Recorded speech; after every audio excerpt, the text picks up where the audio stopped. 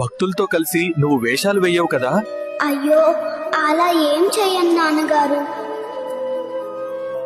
ఇవి దారిలో తిను, ఆ ఎలుకకు మొత్తం పెట్టకు. సరే అమ్మా.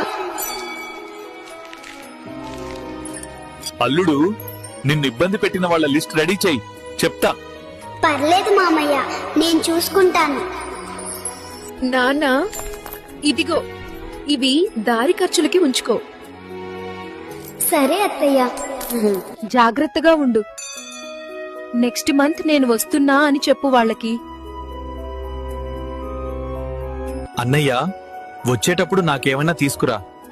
వాళ్ళ కోరికల లిస్టు తెస్తాలే, కలిసి తిరుద్దాం. ఏరా, బ్యాగ్ సర్దావా? సర్దేశా బాసు.